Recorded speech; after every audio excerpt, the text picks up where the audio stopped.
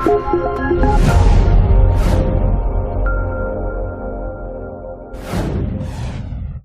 everybody and welcome to Edge Shed. Today we are taking a look at a PVP build for Guild Wars 2.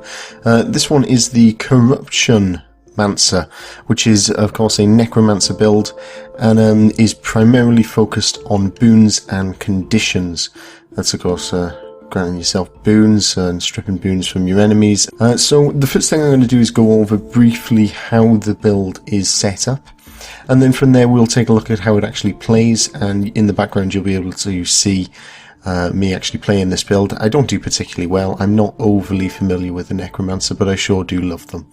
So yeah, the build itself is made up of a Scepter Warhorn and a Staff.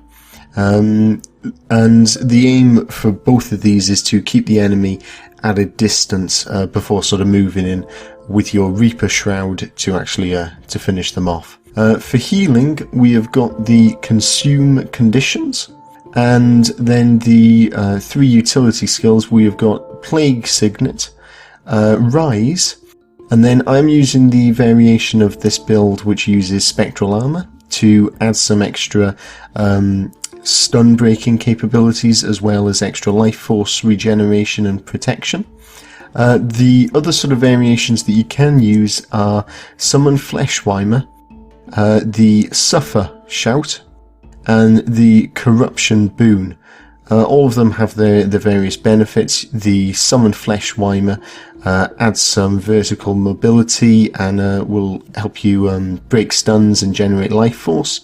The Suffer obviously increases the amount of condition transfer that is available to you, and then the Corruption is, well, to start off with, it's an unblockable boon strip, which can be quite useful for any builds and any classes that apply a lot of boons to themselves before going into battle, such as the Warrior. Now, one of the things, or you will be able to find a link to this build in the descriptions below.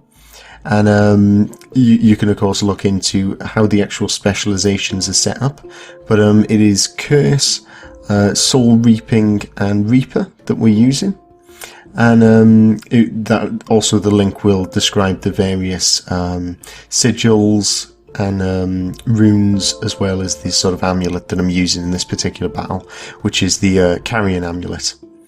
Now, one of the key things to bear in mind with this particular build is that you want to keep people at range for as long as possible. This is something that in the footage you can see I don't do particularly well at. And this, it doesn't really affect my gameplay too much. They come in bits and pieces, and I've usually got support, so we're always able to take them down. But It is something that you should be aware of, that the aim of this build is to keep people at distance, and for that you've got some quite useful CC, such as Wailing Doom and Reaper's Mark. These can both be used to basically run your enemies off. Also, when you're in Reaper form, you have the Infused Terror, which grants yourself armor, but then what you can do is you can use it again to inflict fear on all of the foes around you, and that will make them run off. Now, as I say, with the keeping foes at a distance, what you sort of wanted to do is you wanted to keep them at a distance whilst other classes get involved in the fighting, or whilst you use plenty of CC to hold them there. And then once the balance of power is somewhat in your favour, so you can finish them off, you can move in and actually, as I say, finish them off with your Reaper Shroud. And to basically do that, the 2 skills that are really important for doing that is the 4 skill, which is the Soul Spiral, and the 5 skill, which is the Executioner Scythe. Both of them are going to do sort of AoE damage, and certainly the Soul Spiral, if you can keep in close proximity to your enemies, it does phenomenal damage of them, whilst also granting yourself a lot of life force, which means that you can keep the Shroud up even whilst you're taking some sustained punishment from the people that you're basically sitting on top of, doling out the pain to.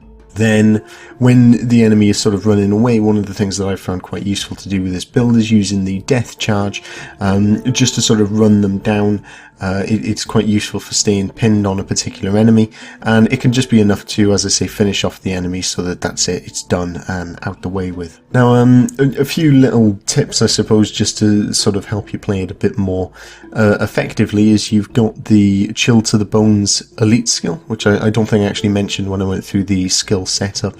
But the Chill to the Bones skill is really useful. It does, or it grants stability to yourself for every foe that's hit, and it does chill to them so that their skills regenerate slower and their movement speed's a lot slower. And it also deals out quite nice damage. Now, this is great for getting in, and you use the Chill to the Bones whilst all of the enemies are close together, so that you hit all of them, you get a lot of stability, you get a reasonable amount of damage done to them instantly, and then you can turn into your Reaper Shroud and use the Soul Spiral to deal out the pain, and this is real nice sort of synergy between the different elements of the build. Another thing that you can do to sort of prevent enemies from getting away when you're running into them is actually use the Locust Swarm ability, and this is on your Scepter Warhorn, and this will apply cripple to any enemies nearby you. So if you're using this before you run in, then you're using the Chill to the Bones, you basically lock enemies in place for a sustained amount of time, and it will make it very difficult for any enemies to disengage and run away. One of the things you do have to be mindful of, I suppose, with this build though, is that if you do come across classes that are particularly good at removing conditions, you can be in quite a lot of trouble. But that being said, on most of the teams that you're going to come across for when you're solo queuing, it makes it there aren't teams that are well coordinated enough that they're going to be able to do the condition removal that's required. So I hope you've enjoyed this video. Please do like and subscribe if you have, and if you've got any sort of advice, this is the first time I've done a build video on this channel. I've done lots on gold making and leveling, but I'd really like to do some more stuff on PvP because I do really enjoy PvP. Please let me know if you want me to go into more detail with different elements, or you want me to not speak about certain things, or give you more feedback on what I've played and maybe commentate over a game that I've done. Please let me know. Let me know what works best for yourselves, and I will certainly take that into consideration, try and change for it. So until next time, I will see you around. There is more Guild Wars 2 videos on my channel every Monday, so look out for them. Bye bye.